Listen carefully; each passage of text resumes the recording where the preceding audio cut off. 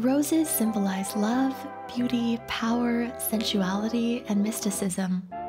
No wonder they are known as the Queen of Flowers. And what's better than painting a bunch of roses for the upcoming month of romance? Hi guys, I'm your artsy gal Dylla from Homesthetics, and today I'll be teaching you how to paint roses. I've kept it super simple with red, violet, magenta, and green watercolor paints from Holbein, but you can choose any color. As for the brush, I'm using Princeton. First off, I'm going to prepare a light pink shade to paint the center of the roses. For that, I'll mix just a tiny amount of red with water to get a subtle flush of pink.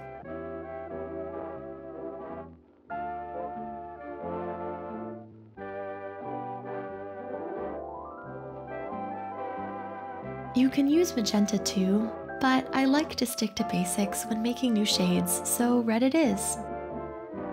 For the first stroke, paint an unfinished circle in reverse motion.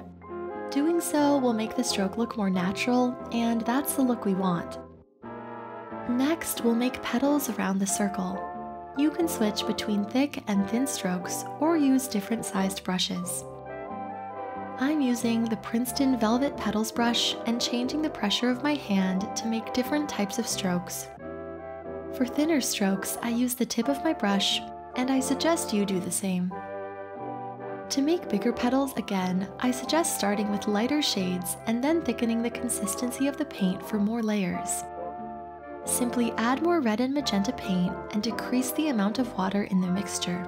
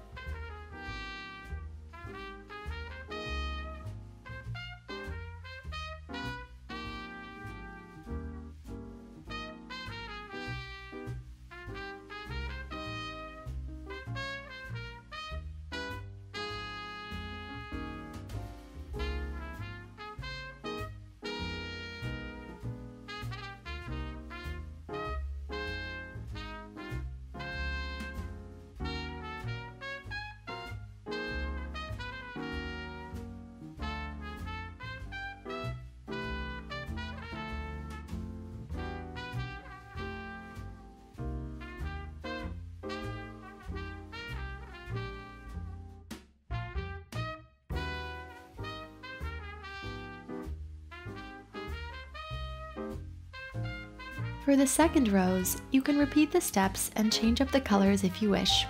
Just keep this simple rule in mind. Start with an unfinished circle and then move on to the petals.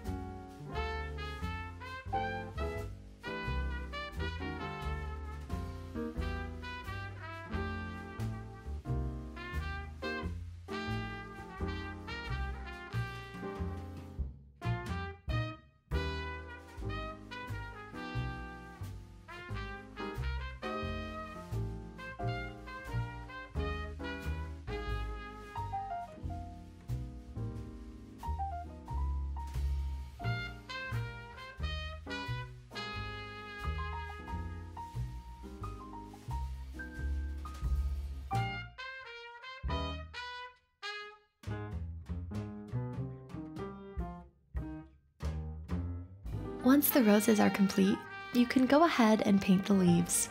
Remember, always start with a light consistency. As you can see, I've mixed a lot of water with this green paint, and I'm painting thin strokes with very light pressure. Here, I also suggest using a small brush for more precision. Now, add leaves wherever you like, but remember to maintain enough distance between them, just like in real roses. I like keeping my leaves small for a neater, more spaced out look.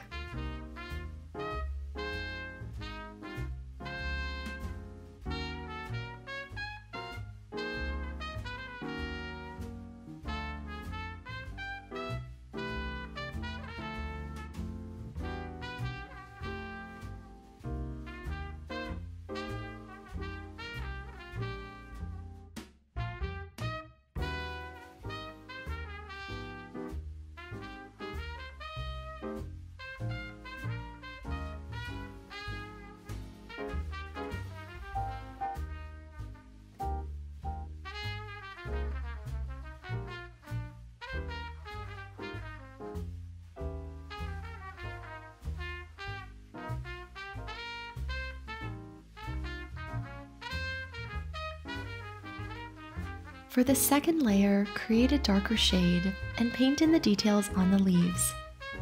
I like making intricate veins all over the leaves and adding a few thorns here and there.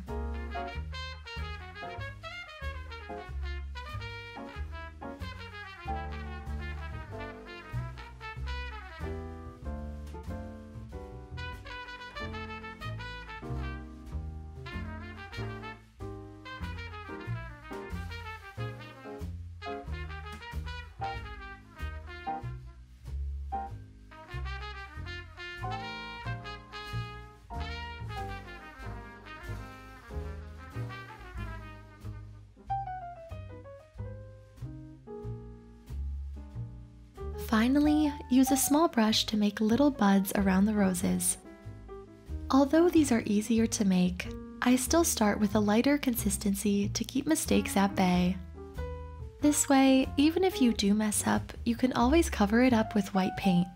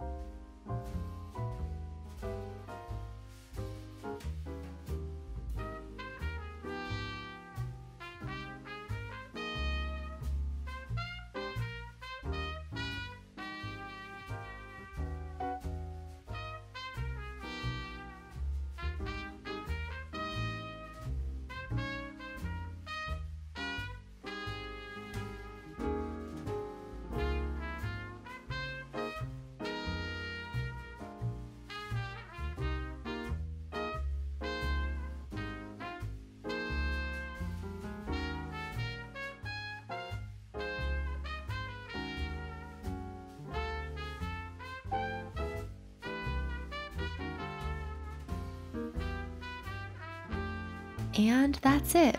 Now you've got a gorgeous bunch of roses to hang on your wall in case no one gets you some this Valentine's. Oops!